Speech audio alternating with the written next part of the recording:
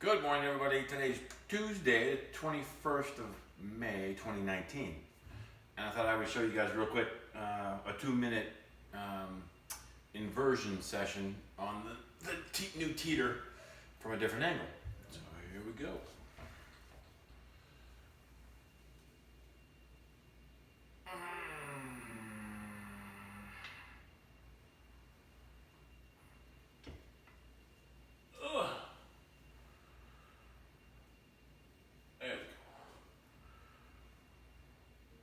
As always the case, wouldn't it be funny if I was filming this and the damn thing toppled over or I went over that railing? Every time I turn the camera on, I think, this is going to be the time I either shoot myself in the foot or do something else stupid that might earn me a Darwin Award. Ugh. Tell you, I can see why it takes time for your body to adjust to spending a lot of time upside down. I must have a lot of blood in my body because it feels like it's all in my head right now. Woo! The whole point, if you're only going to do this for like 2 minutes, like right there, you get to a point where you relax and you can kind of feel your lower back and your shoulders and whatnot relax, and your spine start to kind of stretch right there. I just felt it. Oh.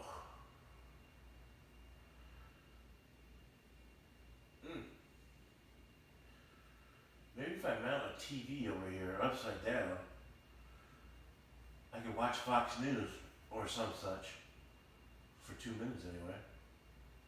Hanging inverted. One thing I have not done yet is let the puppy in here, because I can almost, we can all guess what he's going to do. He'd be looking at my face and probably trying to hump me. And we can't have that. Oh. Alright, I'm going to call that 2 minutes.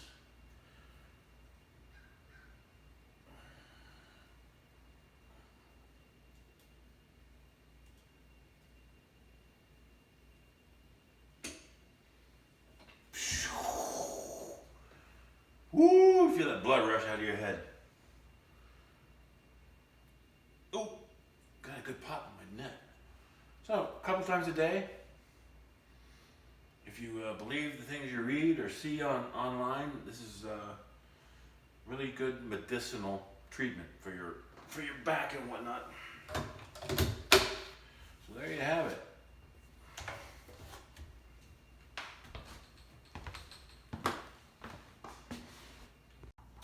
I'm thinking we're calling that project done. Done.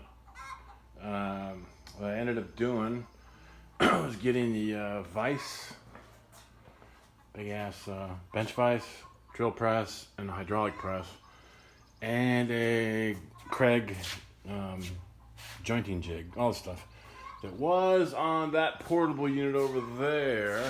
I built that thing a couple years ago. It's going to be retired. That's going to go up in the hayloft above the barn for other purposes. So I got all the equipment transferred. This thing's good to go. That was interesting. It ended up, since you really can't get scale from a video like this, the head of the vise, the very top of the vise, is 58 inches off the ground. So unless you're, 5 foot or 6 foot tall, it's almost at eye level. But I think it's going to work out really well. I'm happy with the outcome. By design, I mean, something to be said for doing your analysis before you do your design and whatnot. So, real quick, recall that this big ass table, 2 things. It encapsulates this pallet. Not important what's on the pallet, but that whole pallet of stuff gets stuffed under here, and it fits perfectly, like a 1-inch margin on right, left, and top. And then I designed it so this hydraulic press, if you look at that thing, there's about, I don't know, 1/2 inch, 3/4 of an inch clearance between the pressure gauge and the garage door when it's moving in motion. But I've already tested the damn thing. Look at this. That thing goes right down the middle. Perfect, perfect, perfect. A couple of inches clearance in the front. Look at that. Maybe, oh geez. It could be less than an inch down there. Anyway, I'm gonna call this thing a successful project and done, and done. Man, I can't catch a break. Just finished that one project with the workbench, and another project shows up. So I've got a Camp Chef, move your face, wood pellet smoker that I need to set up. But I ain't touching that thing, not for a while. I thought that's what I heard. I'm sitting out here and I hear something and I go, that's not a helicopter, that's not an airplane, not an ultralight. Oh, that would have been my first guess. There's something you just don't see out here very often. Carnival Choose Fun. Okay. There you go. I was waiting for Hoopy to do that. Get him, Hoop! Get him, Hoop! Go get it! Get that son of a bitch!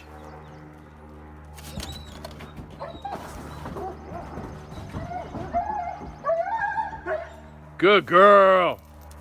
You tell that blimp to piss off. We have a no blimp policy out in the country. Stupid blimp. What a job. Although I bet you that thing doesn't have any air conditioning. Probably hotter than shit. But still, I'd do it. He's definitely having fun. There's a porpoising around.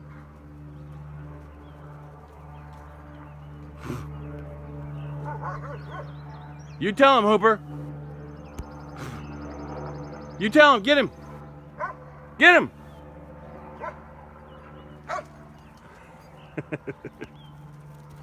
All right, so I lied.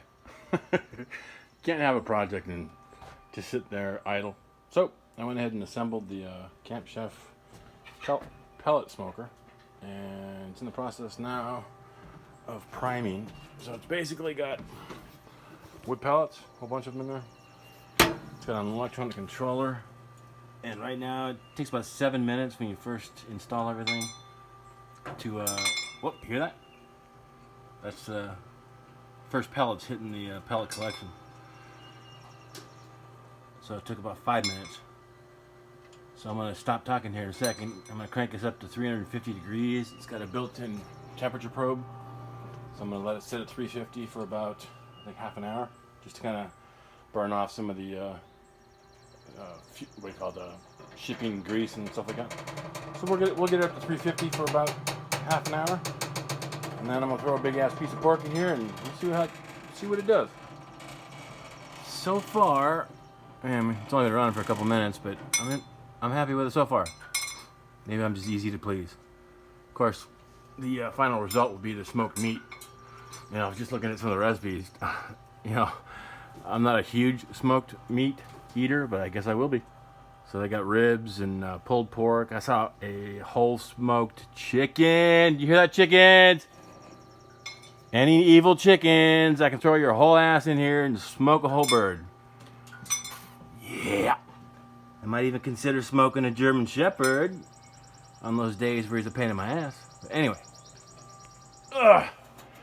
Yeah, once again, hot, sweaty work, but it's worth it. Come on, Dudu. We're gonna make some smoked meat, Bubba. Smoked meat. Alright, as I understand it, this onboard computer is smart enough where it's in feed mode now. But if I crank it to 350, oh, so it transitioned from feed to start, and you can probably hear it. So the electronic, it doesn't have any gas, so it's an electronic ignition system that's igniting the pellets in the burner right now. And once it gets, I'm sure it has a probe in it and it knows it's started, it'll transition out of the start mode and the temperature will build up and it'll manage up to, in this case, 350, but I can get it up to what says over 400, which is great. And then it's got some smoke settings on it. I mean, this, I don't know squat about this guy. I did some research, it was on sale. I said, what the hell? So I'm not going to pretend like I'm an expert with this particular smoker or smoking in general. I got things to learn.